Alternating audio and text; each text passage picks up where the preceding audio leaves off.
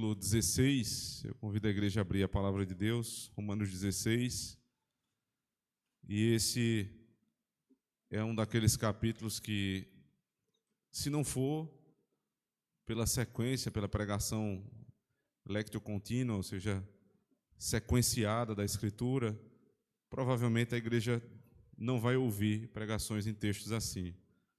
Assim como também pregações em genealogias são muito difíceis e por isso elas são preteridas por boa parte dos pregadores.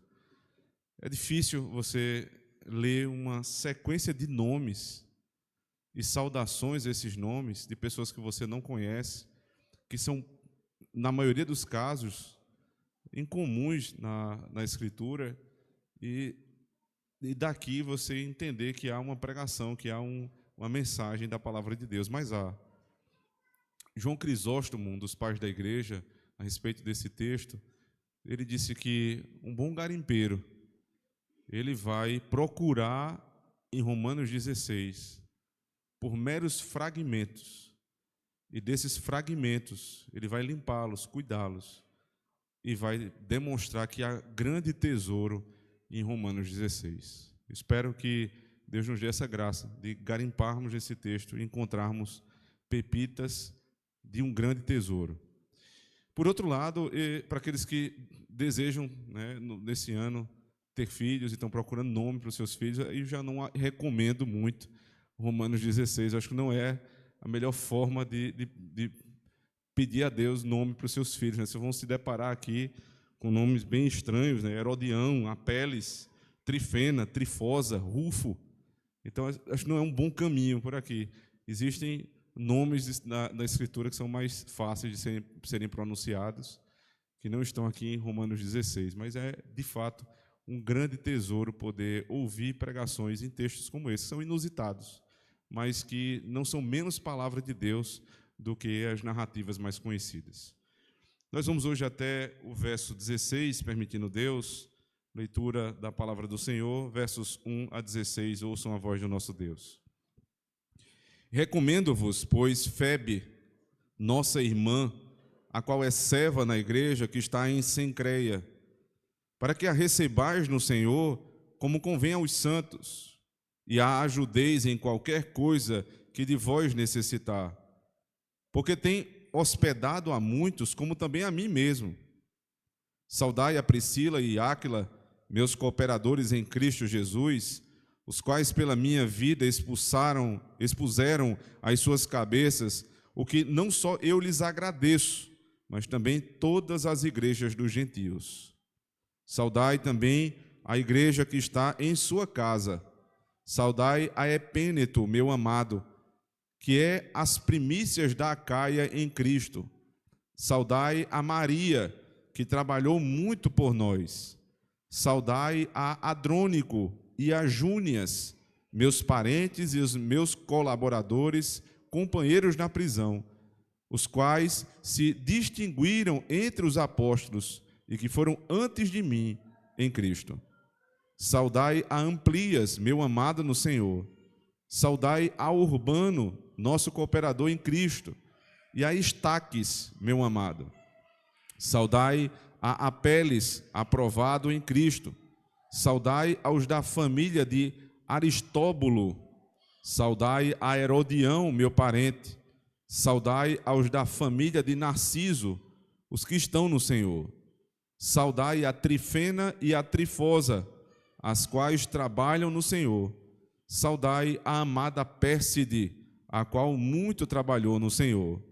Saudai a Rufo, eleito no Senhor, e a sua mãe e minha.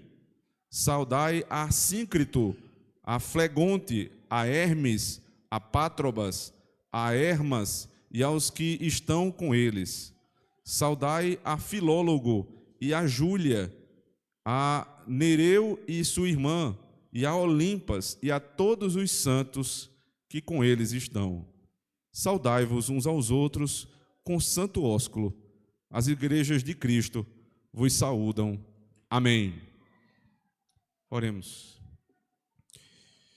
Tua palavra, ó Deus, está de Gênesis a Apocalipse, e ela não está contida meramente nos textos que são evidentemente, os mais conhecidos e os preferidos pela igreja, mas ela está em cada parte desses 66 livros. E mais, Cristo está presente em cada uma dessas linhas que nós acabamos de ler. O que nós te pedimos agora é que o Senhor, acima das nossas próprias capacidades, por conta do teu Espírito, nos dê a oportunidade de enxergarmos esse tesouro que está aqui escondido. Que possamos ver, Senhor Deus, como o Senhor deseja nos exortar a partir desta lista de nomes e saudações, a fim de que a igreja do Senhor, em nosso tempo, possa ser cada vez mais a igreja que ama a tua lei e que ama uns aos outros. Usa-me, Senhor Deus, mais uma vez, para que o teu povo possa te ouvir. É assim que nós oramos em Cristo nosso Senhor. Amém. A nossa religião, ela tem, ao longo da história, dividido e, ao mesmo tempo, aproximado. A nossa religião, ela tem uma característica de nos aproximar de pessoas que naturalmente estariam muito distantes e, por outro lado, nos afastar de pessoas que naturalmente estariam muito perto. Os nossos parentes mais próximos, os nossos familiares, muitos de nós tiveram que se afastar deles, ou eles mesmos decidiram se afastar de nós, por conta da natureza da nossa fé. O próprio Senhor Jesus Cristo deixa isso muito claro. Quem não deixar pai e mãe, irmão e irmã, tio, prima, seja lá o que for, por amor de mim, não é digno de mim.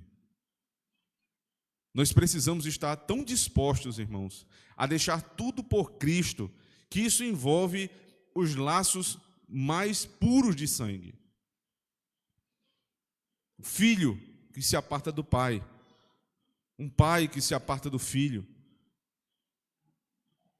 um filho que não pode obedecer determinadas ordens do pai, amigos de longa data que agora não andam mais juntos, e o que os separou foi a fé.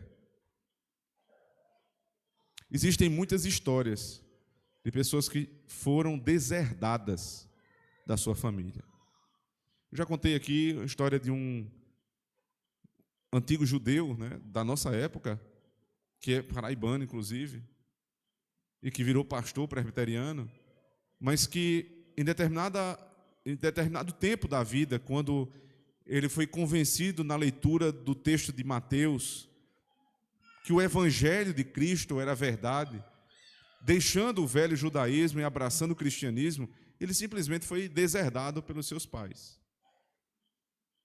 Ele foi como que excomungado da família. Talvez alguns de vocês passaram por situação semelhante, mas não tão profundo como aquele homem. Ele foi mal visto na sua casa. Ele foi preterido pelos seus pais. Ele foi deixado pelos seus irmãos. Tudo isso por conta da nossa fé.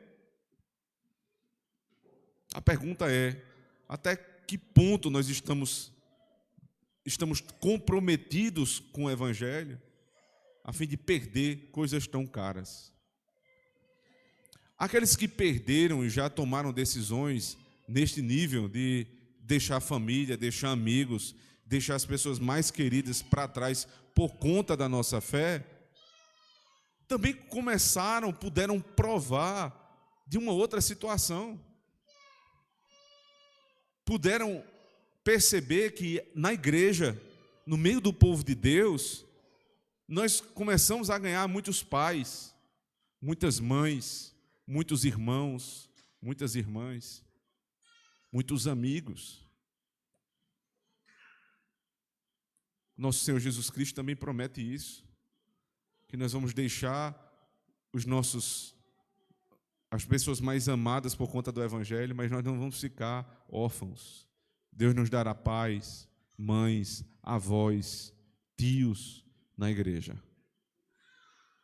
Evidentemente, tudo isso não é um incentivo para o racha na família, mas é uma descrição do que geralmente acontece quando as pessoas, por conta do evangelho, rompem as suas relações, que são inevitáveis.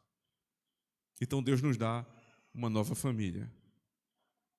Deus nos dá pessoas que são tão caras para a nossa vida, que nem mesmo os laços de sangue são superiores. E meditando nisso, como é que pode? Eu tenho pessoas que não nasceram do meu lado, não têm uma história comigo desde pequenos, não têm o meu sangue, mas ao mesmo tempo eu confio. Como é que isso é possível? As nossas famílias na terra, nossos pais, nossas mães, nossos irmãos, eles têm um vínculo temporário. Pararam para perceber nisso? É um vínculo temporário. Nós somos pais, irmãos, tios, primos, enquanto nós habitamos nesse mundo na presente época. Porque quando o nosso Senhor Jesus Cristo voltar, os laços de sangue se desfarão. Nós vamos nos reconhecer, nós vamos saber quem nós fomos aqui, porque a nossa consciência não será retirada de nós, mas, por outro lado, os vínculos se desfarão. Você olhará para sua esposa e não terá os desejos de marido para com ela, mas você chamará-la de irmã. Quando Malaquias está escrevendo o seu texto profético, falando para os maridos que estavam deixando as suas esposas, ele diz: vocês não são filhos do mesmo pai? Vocês não as chamam de irmãs? No Novo Testamento, uma das acusações que os homens do Império Romano faziam em relação aos cristãos é que eles, além de serem canibais, porque comiam o corpo de alguém por conta da ceia do Senhor, a segunda acusação é que eles se casavam com suas próprias irmãs, porque era assim que os irmãos se chamavam. Então, é por isso, irmãos, entende? Os nossos vínculos familiares são, de fato, muito importantes. São vínculos que nós devemos preservar ao máximo, enquanto possível. E a única barreira que vai nos separar desse vínculo é a nossa família na fé. São os valores que Deus nos deu para a eternidade. A primeira família natural, ela se estende do nosso nascimento até o final da vida. Portanto, é um vínculo muito importante. Mas a outra família da fé, ela não se estende somente nessa vida, ela vai para a vida eterna. Vocês serão meus irmãos em Cristo eternamente. Mas minha esposa não será minha esposa eternamente. Meus irmãos não serão meus irmãos eternamente. Percebe isso? Há uma distinção. Ambos são muito importantes, mas há uma distinção. Então é por isso que a Escritura nos ensina tantas vezes a cuidar daqueles que são da nossa mesma fé, a não desprezar a nossa família, mas saber que existe uma outra família que é unida pelo vínculo do sangue do nosso Senhor Jesus Cristo. É a respeito disso que Paulo está falando aqui no final da carta aos Romanos. Ele é muito preocupado com a igreja de Roma. Ele amava os irmãos sem nunca ter passado por lá. E como vimos na semana passada, a única oportunidade que Paulo vai ter de visitar Roma é preso, como nós vemos no livro de Atos dos Apóstolos. Mas ele deixa claro o amor que ele tem por essa igreja, desde o capítulo 1, volta comigo, por favor, capítulo 1, verso 8.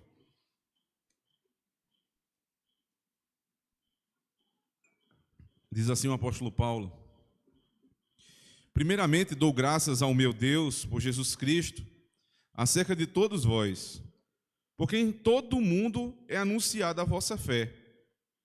Porque Deus, a quem sirvo em meu espírito, no evangelho de seu Filho, me é testemunha de como incessantemente faço menção de vós, pedindo sempre em minhas orações, que em algum tempo, pela vontade de Deus, se me ofereça boa ocasião de ir ter convosco. Eu faço menção incessantemente de vós nas minhas orações. E ele conhecia a igreja pelo nome. Percebe? É a informação que é dada lá no começo do texto, e ela volta no final. Ora, se ele orava pela igreja, sem ter conhecido-a de maneira presencial, mas conhecendo os irmãos de uma forma tal, que alguns críticos chegam a dizer que esta folhinha da carta aos Romanos, lá nos manuscritos originais, ela acabou sendo trocada. Eles dizem, na verdade, esse capítulo devia ser o capítulo de fechamento da carta aos Efésios, porque lá não há nenhuma saudação à igreja que ele conhecia tanto. Então não pode Paulo ter falado isso aqui à igreja de Roma, mas não faz o menor sentido.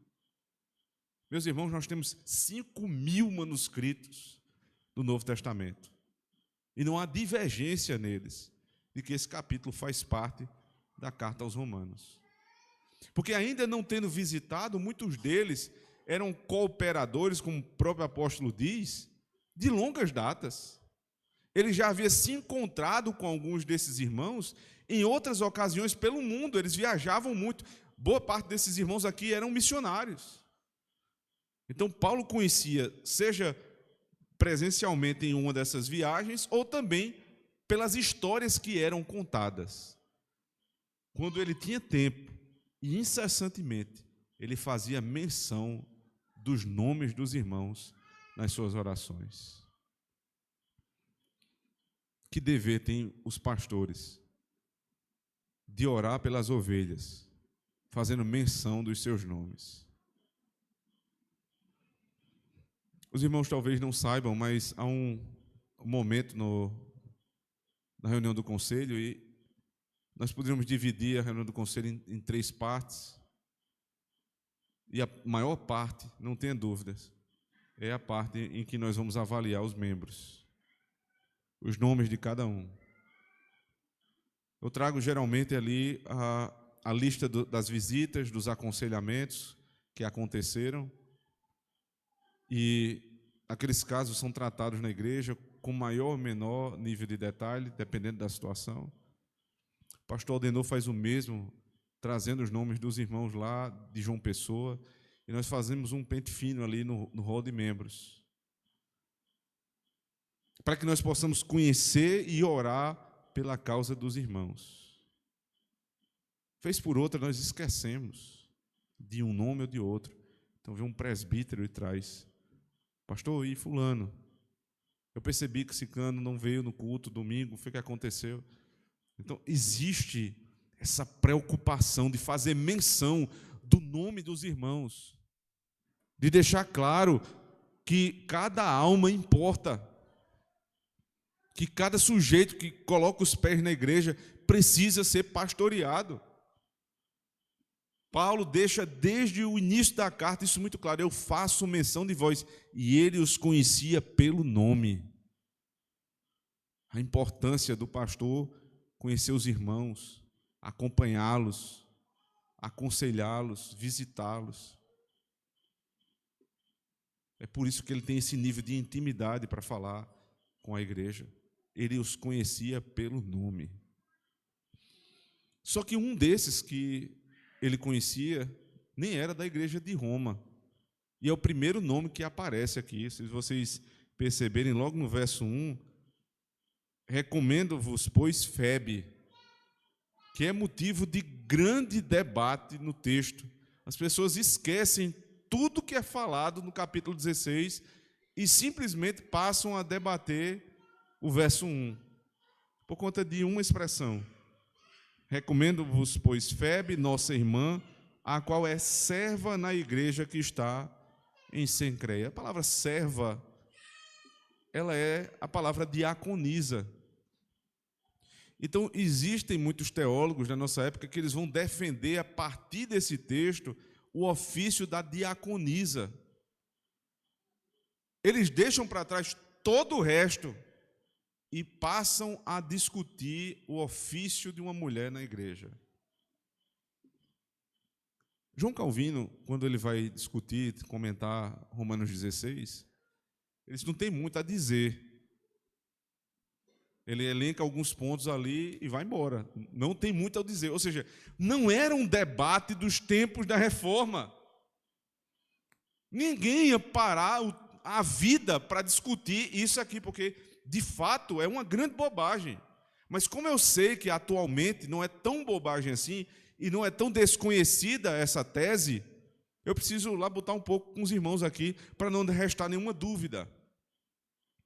Em primeiro lugar, nós devemos entender como se dá o ofício, qual é a natureza dos ofícios da Igreja de Cristo. Os ofícios da Igreja de Cristo dependem do próprio Cristo. A natureza de Cristo aponta, ou é apontada em cada um dos ofícios. Cristo é homem, e porque ele precisava ser homem, para que ele pudesse tomar o lugar do primeiro Adão, ser o nosso representante. E por que ele não podia ser mulher? Porque o primeiro representante era homem. E por que foi homem? Porque primeiro foi dada esta autoridade ao homem. O apóstolo Paulo, lá na sua carta a Timóteo, no capítulo 2, na sua primeira carta, ele deixa isso muito claro. Que primeiro foi formado o homem, depois a mulher. Por isso, por conta da ordem da criação, Paulo diz o seguinte: eu não permito que mulher ensine nem exerça a autoridade de homem na igreja. Ponto final. Acabou. Não tem mais argumento. Fim de jogo. Mas existem aqueles que vão dizer que esse texto aqui, ele defende o trabalho das diaconisas como ofício. A palavra diaconisa, ou a palavra diácono, em suas diversas aplicações, aparece algumas vezes na Escritura do Novo Testamento. E somente 6 vezes aparece com a categoria de ofício. Quando Paulo fala para a igreja de Filipos, quando Paulo fala para Timóteo, no capítulo 3 da sua primeira carta. De fato, ali existe a figura do diácono. Se você abrir comigo, primeira carta a Timóteo, capítulo 3.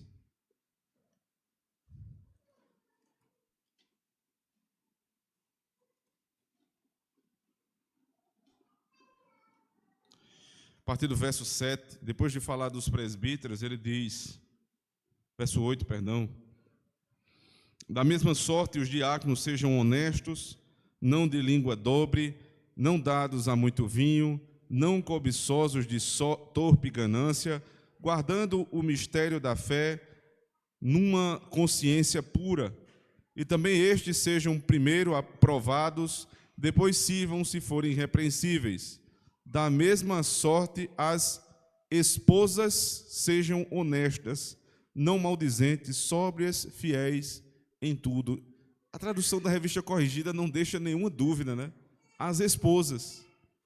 Porque na Revista Atualizada diz, em relação às mulheres, aí começa todo o debate. Então quer dizer que existem os diáconos homens e as diaconisas mulheres, é isso? É claro que não. Na própria tradução aqui isso ficou claro. As esposas de quem? As esposas dos diáconos. Como é que elas vão se portar? As esposas dos diáconos, disse assim, da mesma sorte as esposas sejam honestas, não maldizentes, sóbrias e fiéis em tudo. Por quê? Porque elas precisam dar bom testemunho à igreja. Mas ainda resta dúvida a respeito da diaconia? Atos capítulo 6, o texto em que a diaconia foi instituída na igreja. Atos 6. Ora, naqueles dias, crescendo o número dos discípulos, houve uma murmuração dos gregos contra os hebreus, porque as viúvas eram desprezadas no ministério cotidiano. E os 12, convocando a multidão dos discípulos, disseram: não é razoável que nós deixemos a palavra de Deus e sirvamos às mesas. Escolhei, pois, irmãos, dentre vós, 7 homens. 7 homens. A instituição da diaconia se deu por 7 homens. Quantos apóstolos? 12 apóstolos. Eles eram homens ou mulheres? Homens. Fechando essa argumentação, alguém pode dizer: Me parece, pastor, que há um certo machismo na nossa religião. E agora eu preciso voltar para Romanos 16 para demonstrar exatamente o oposto disso nas palavras do apóstolo Paulo. Porque das 26 pessoas que ele cita aqui nesse texto, 9 eram mulheres. E em todos os casos que Paulo fala das mulheres, existe uma coisa que ele repete: trabalharam muito. Ou seja, Febe não era diaconisa no sentido de ofício, mas ela era uma serva, que é o que a palavra quer dizer. Ela servia a igreja, mas não servia de qualquer forma, servia muito a igreja. Nós podemos nos lembrar que durante o período do ministério de Cristo na terra, é deixado claro nas Escrituras, nos Evangelhos, que quem sustentava a obra missionária de Cristo eram as mulheres, com as suas fazendas, ou seja, com o seu recurso financeiro. Existe muito a ser feito pelas mulheres na igreja de Cristo, mas elas não precisam de um ofício para isso. Elas não vão tomar um ofício que diz respeito aos homens para poderem ser servas. Assim como todo homem não precisa ser oficial para servir na igreja. Vocês podem servir sem nenhum ofício, tanto homens quanto mulheres. Veja a prova disso na vida de Febe. Verso 1. Recomendo-vos, pois, Febe, nossa irmã, a qual é serva na igreja que está em Cencreia, para que a recebais no Senhor, como convém aos santos, e ajudeis em qualquer coisa de vós que vós necessitar, porque tem hospedado a muitos, como também a mim mesmo. O que provavelmente aconteceu aqui foi o seguinte: porque é uma recomendação para Febe, porque ela está saindo de Cencreia e está indo para Roma. Ela não vai sozinha chegar na igreja e, caindo de paraquedas na igreja, vai começar a andar entre os irmãos, a tomar ceia e a conviver com a igreja. Não é assim que funciona, nem deveria ser assim hoje, nem era assim no primeiro século. Não poderia ser assim no primeiro século. Sabe por quê? Vocês acham que existem pessoas maliciosas hoje? Existiam naquela época também. No segundo século, um documento chamado Didascalia dos Apóstolos, fazendo uma tradução, né? Ensino dos Apóstolos. É um dos primeiros documentos da igreja, no século II. Há uma menção, um alerta para a igreja como eles deveriam receber pessoas de fora. Essas pessoas deveriam vir com recomendação. Elas deveriam ser avaliadas pela igreja de acordo com a recomendação dos seus pastores. E então recebidas ou não na comunhão dos santos. Portanto, Febe, muito provavelmente, carregou debaixo da sua túnica, não tinha bolsa de mulher naquela época, a carta aos Romanos. Já pensou? Que por alguns dias, durante essa viagem, ela estava com a carta de maior peso teológico do Novo Testamento, e que ela serviu a igreja dessa maneira, conduzindo a palavra de Deus lá de onde Paulo estava até a igreja de Roma. Chegando lá, ela entregou o pastor da igreja.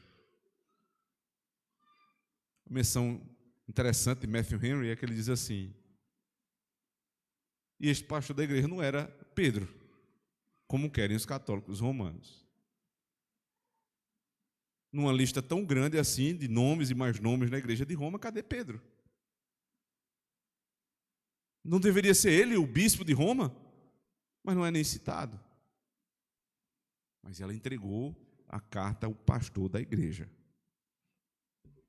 Ele leu para si, juntamente com os presbíteros, E depois isso se torna a pregação do domingo. Ou seja, o que vocês estão escutando aqui é exatamente o que a igreja de Roma, no primeiro século, ouviu também. A primeira parte do sermão foi: recebam Febe como vossa irmã em Cristo. Eu atesto por ela. Que maravilha, irmãos.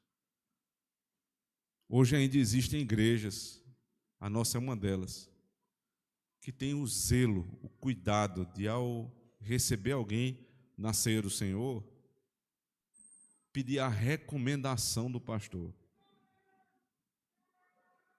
Nós não estamos desconfiando necessariamente das pessoas que chegam para congregar conosco. De maneira educada, respeitosa, nós recebemos todos. Nós oferecemos um lugar no nosso meio. Nós orientamos onde estão os banheiros, a água. Dizemos: fiquem à vontade.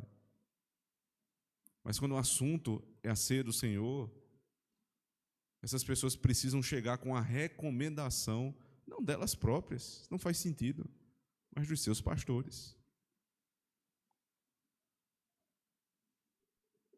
Hoje existem muitas formas disso acontecer. Eu recebo um WhatsApp de um pastor, dizendo: fulano de tal está indo visitar a sua igreja, pode servir a ceia, é membro em comunhão. Mas muitas são as críticas também. E as críticas, elas são fundamentadas simplesmente num sentimento.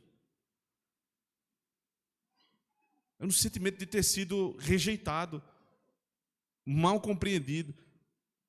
E eu entendo, irmãos, que na maioria dos casos não é maldade, não. É só falta de compreensão.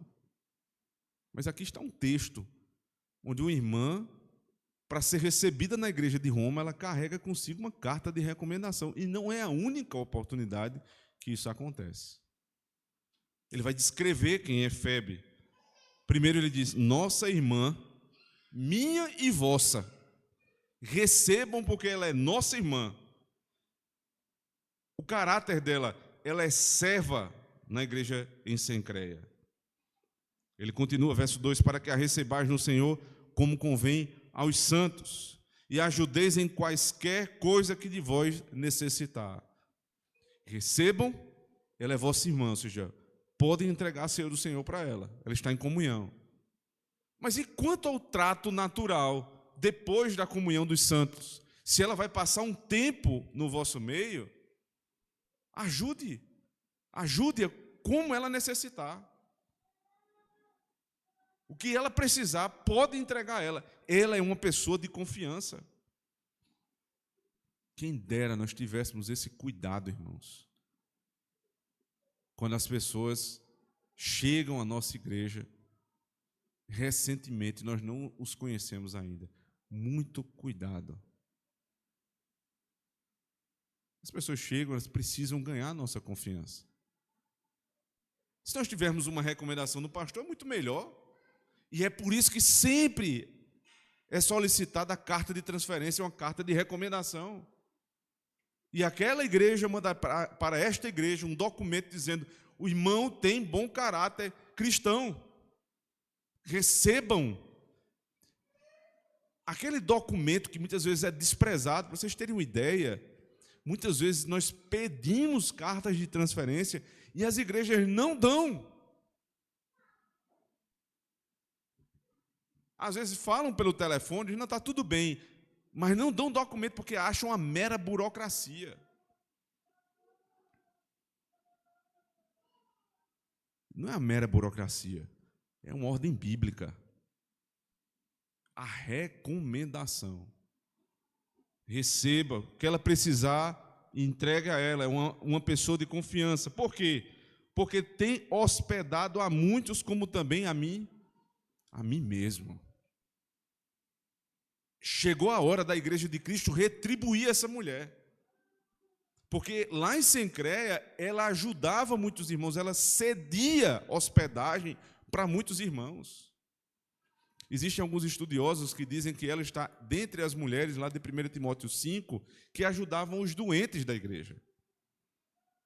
Só que o texto lá geralmente aponta para mulheres muito pobres. Não era o caso de Febe. Febe dava hospedagem. Ela é considerada uma mulher rica na história, cheia de posses. Sabe para que servia o dinheiro dela? Para a proteção dos santos. Para que nós ganhamos dinheiro, irmãos? Para que você quer ficar mais rico? E não é pecado nenhum desejar ficar mais rico, trabalhar para ficar mais rico. O problema não é esse. É para quê? Ela trabalhou, ela se tornou um homem, uma mulher rica. Nós temos outro caso na Escritura, lá no livro de Atos, no capítulo 16, de uma mulher chamada Lídia, comerciante, bem-sucedida, que trabalhou e enriqueceu. 2 mulheres trabalhadoras. Veja, o conceito de que a mulher não pode trabalhar cai por terra. Pelo menos 2 mulheres eram ricas com seus comércios, com seus negócios. Mas como uma mulher de Provérbios, elas nunca deixaram a sua própria casa. E a riqueza que angariaram tinha uma finalidade. Irmãos, dinheiro tem um propósito. Para os ímpios, como diz Tiago, eles oram pedindo para esbanjar nos seus próprios prazeres. Então, quando você vê alguém ganhar um pouquinho de dinheiro, já sair esbanjando, essa pessoa não tem um propósito ainda de vida. Mas quando você vê alguém trabalhando honestamente, incessantemente, e tudo que ele pega tem uma finalidade objetiva para a sua família, para a proteção dos seus. Isso é extremamente importante. Proteja a sua casa. Dinheiro é para proteção. É segurança nesse mundo. Você protege os seus tendo recursos. Uma casa segura, um meio de transporte seguro, condições para se defender dos ataques dos inimigos, condição para você ter advogados, para você ter quem lhe defenda. O mundo é perverso.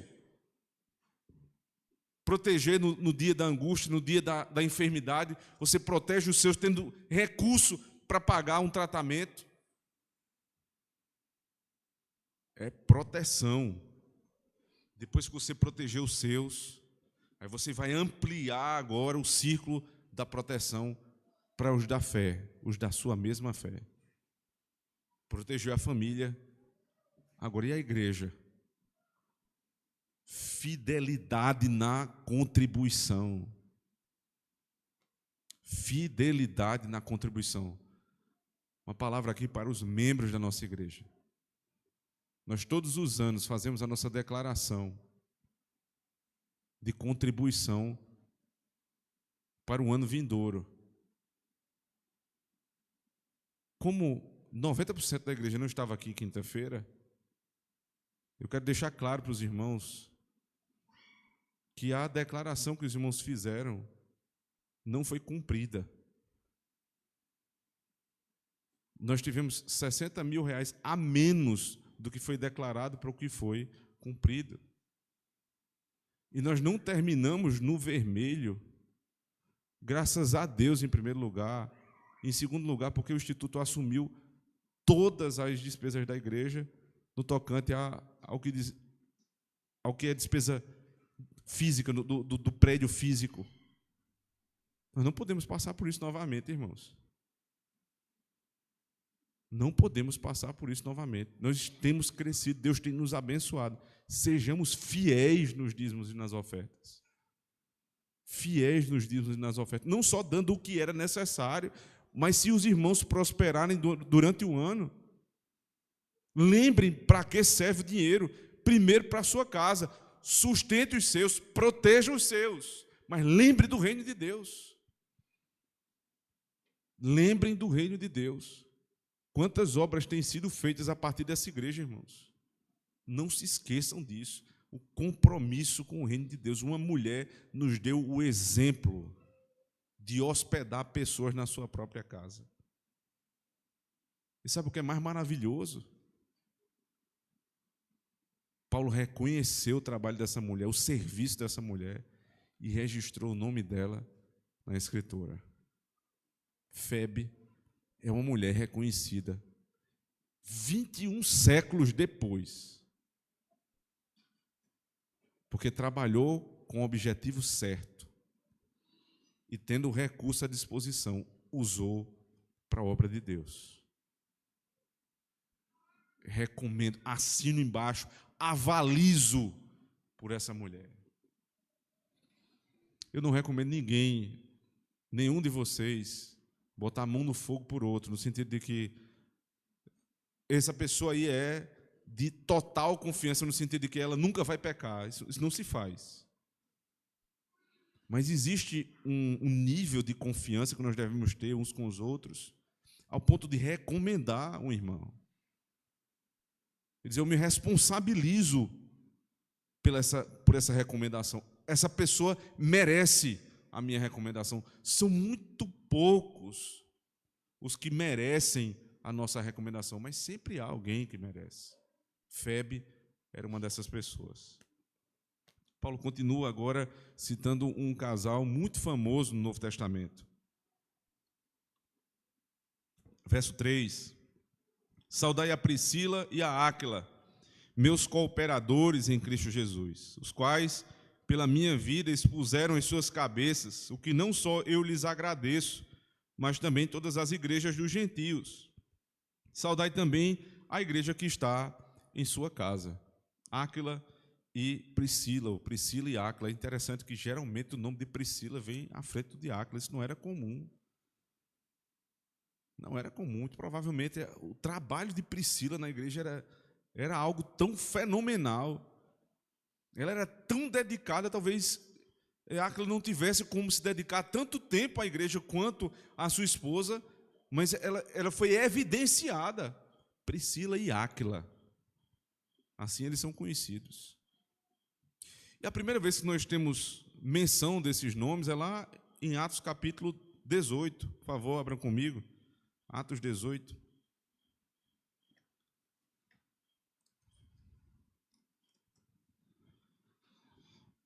Paulo, ele parte de Atenas para a cidade de Corinto, e lá ele se encontra com um casal romano, Áquila e Priscila, ou Priscila e Áquila, como queiram. Era um casal de origem romana, e eles precisaram deixar Roma por conta de um edito do imperador que expulsou os judeus daquele lugar. Então eram judeus que moravam em Roma e tiveram que sair de lá, passaram pela Itália e chegaram a Corinto, observem. Depois disto, partiu Paulo de Atenas e chegou a Corinto, e achando um certo judeu, por nome Áquila, natural do Ponto, que havia pouco tinha vindo da Itália, e Priscila, sua mulher, pois Cláudio, que tinha mandado que todos os judeus saíssem de Roma, ajuntou-se com eles. E como era do mesmo ofício, ficou com eles, e trabalhava, pois tinham por ofício fazer tendas. Então foi assim que eles se encontraram. Paulo sai de Atenas e vai, como nós conhecemos no capítulo anterior, capítulo 17, é Paulo em Atenas, ele sai de Atenas, vai para Corinto, e lá, pela providência de Deus, ele encontra Áquila e Priscila, esse casal, que tinha uma pequena empresa de fazer tendas. E Paulo tinha uma profissão também, né? Paulo era trabalhador. Chegando a Corinto, precisando pregar, mas se manter, Paulo não queria ser pesado para a igreja. Então, na conversa que ele tem com Áquila e Priscila, eles fazem uma sociedade. Nós vamos montar aqui uma empresa de fazer tendas. E com isso, nós vamos nos sustentar para que a gente possa continuar pregando o evangelho. E foi exatamente isso que aconteceu. Só que quando Áquila e Priscila se juntaram a Paulo, eles se tornaram pessoas não gratas, né, dentro da cidade. As pessoas odiaram Áquila e Priscila, porque eles deram guarida a Paulo, e Paulo era odiado por onde ele passava. Então veja, ainda no capítulo 18 de Atos, o texto diz assim, verso 10: Porque eu sou contigo e ninguém lançará a mão de ti para te fazer mal, pois tenho muito povo nesta cidade. Palavras de Deus revelando a Paulo o trabalho missionário que ele tinha ali. E ficou ali 1 ano e 6 meses, ensinando entre eles a palavra de Deus. Mas sendo Gálio procônsul da Acaia, levantaram-se os judeus concordemente contra Paulo e o levaram ao tribunal, dizendo: este persuade os homens a servir a Deus contra a lei. Foi nesse momento aqui, voltando lá para Romanos 16, quando Paulo diz: meus cooperadores em Cristo Jesus, verso 3, os quais pela minha vida expuseram as suas cabeças.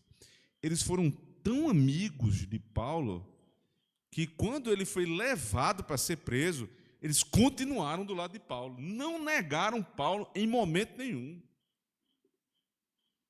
Que amizades maravilhosas, irmãos, nós temos na igreja, a ponto de nos unirmos de uma maneira tal com pessoas que foi mera providência de Deus, ou a pura providência de Deus que nos uniu, passarem a ser pessoas de tanta confiança que elas estão dispostas a expor suas cabeças para nos defender. Você exporia sua cabeça por alguém dessa igreja? Paulo está dizendo, eles expuseram a cabeça por conta do pastor deles.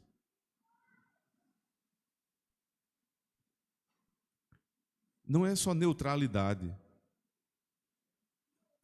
é uma disposição tal de entregar a vida, de se expor para defender aqueles que pregam o evangelho.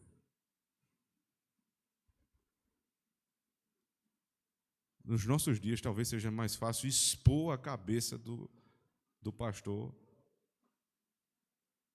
do que expor a sua cabeça pela cabeça dele. Nós devemos mudar isso no nosso coração, irmãos.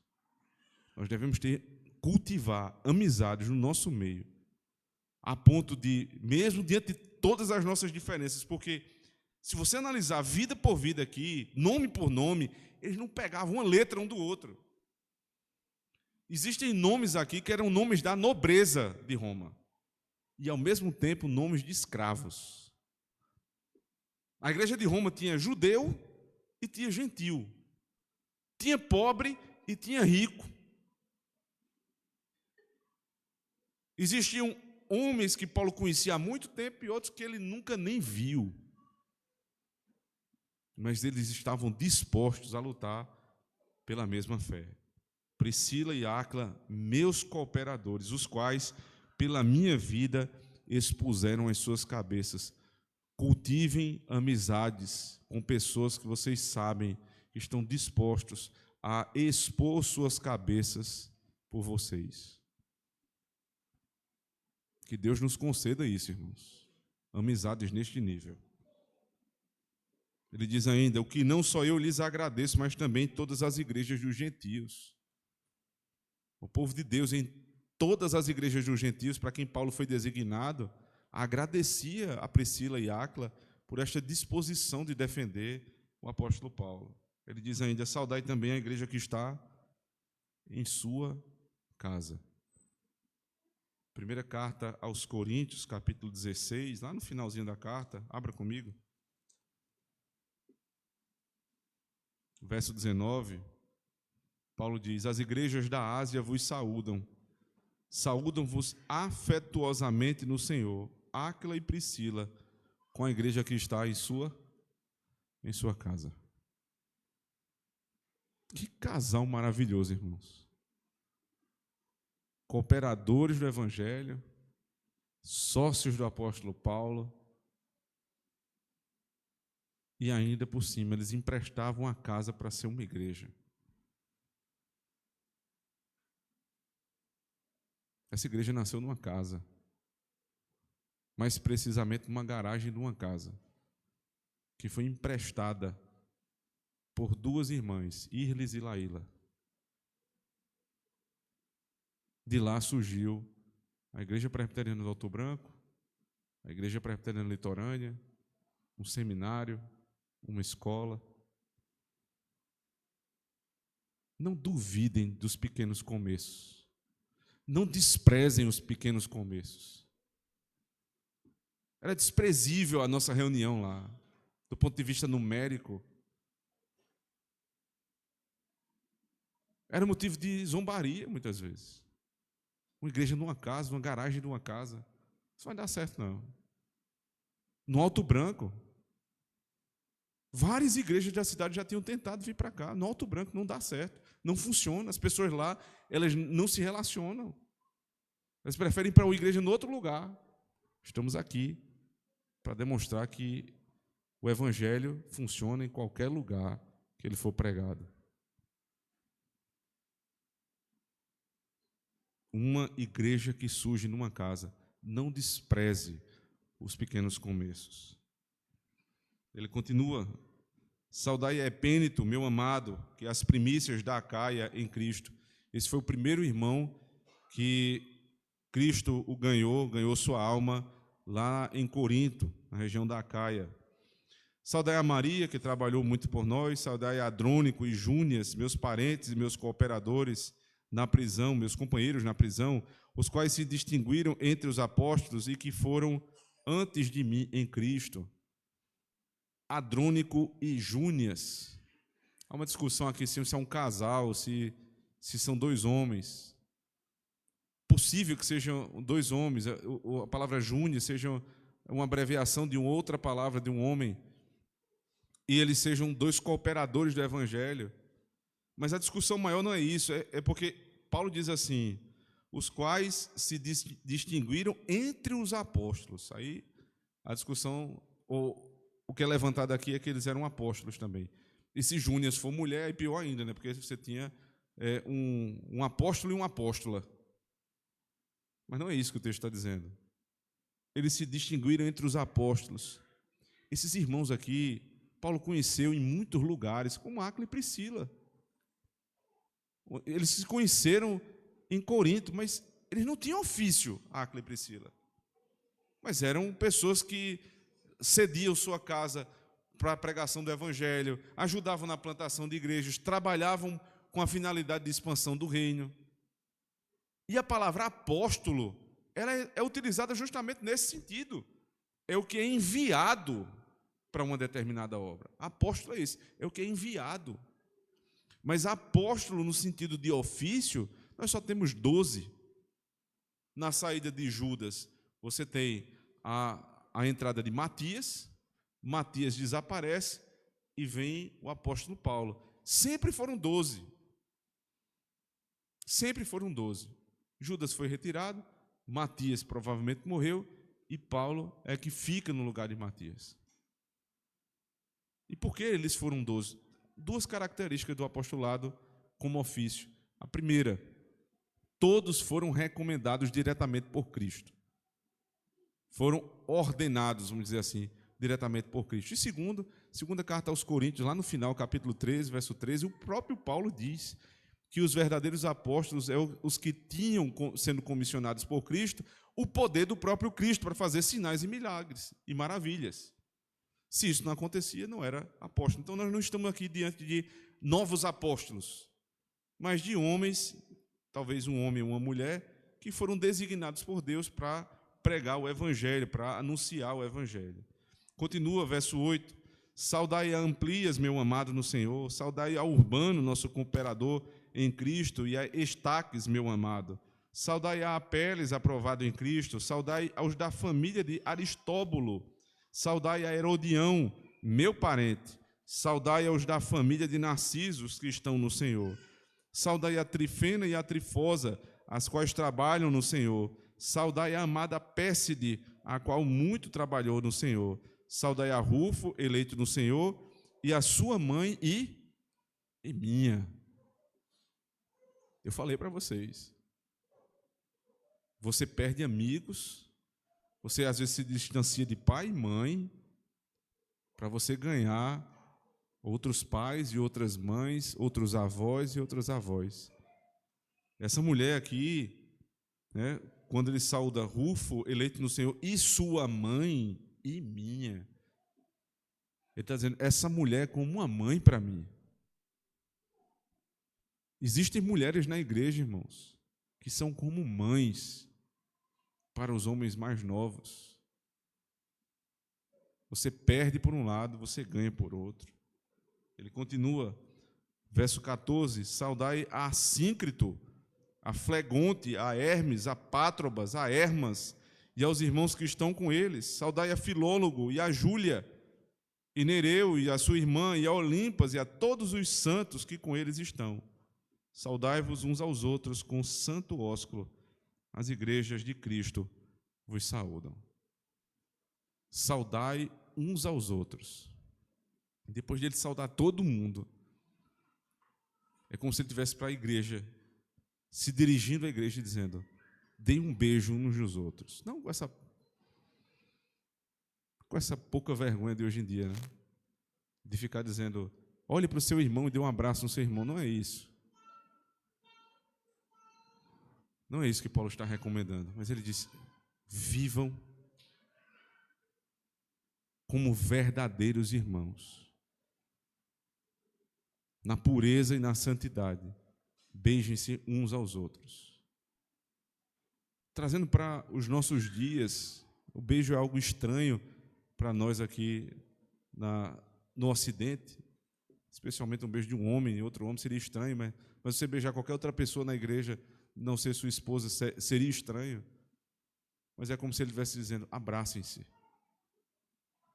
Tenham profundo afeto uns pelos outros. Respeitem os seus irmãos. Trate-os como eles são, teus irmãos, família na fé. Não é à toa que Paulo gastou 2 capítulos, o capítulo 14 e o 15, para ensinar-nos como nós devemos nos cuidar uns dos outros, os fortes e os fracos. Agora ele encerra dizendo: saudai uns aos outros com santo ósculo, ou seja, com um beijo santo. As igrejas de Cristo vos saúdam. Deus nos ensina, irmãos, a ter esse espírito do apóstolo Paulo. Paulo, quando era necessário, como na carta aos Filipenses, eles chamam judeus que estavam pervertendo o evangelho de cães sarnentos. Ele tinha a capacidade de elevar o tom a esse nível, chamar de cachorro alguém que visitava a igreja. Mas tudo isso para proteger as ovelhas. Agora, com as ovelhas, ele chama amados, irmãos. A mãe de Rufo é mãe dele e minha. Febe, minha companheira. Áquila e Priscila, recebam a eles como seus irmãos. Eu recomendo-os. Ao invés de denegrir o nome dos irmãos, de jogar na lata do lixo a reputação dos nossos irmãos, falem bem uns dos outros. Orem citando o nome dos teus irmãos. Orem pela sua igreja, irmãos. Esteja disposto a expor a tua própria vida por conta dos irmãos. Porque a relação mais longa que nós temos com alguém não é a relação da família de sangue, mas da família da fé. Porque é para a eternidade. Essa é para a eternidade. Eu não troco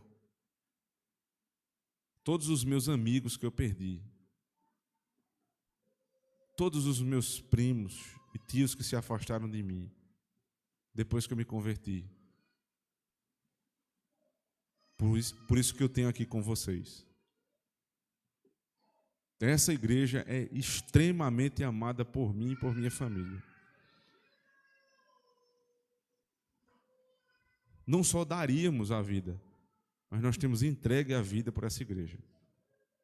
Não porque seja nossa, mas porque é de Cristo. O meu desejo é que vocês olhem para essa igreja dessa mesma maneira, irmãos. Tenham paciência uns com os outros. Nós somos diferentes. Assim como em Roma existiam escravos e pessoas riquíssimas, judeus e gentios, pretos e brancos, altos e baixos, pessoas com umas preferências e outros com outras. Nós também somos assim.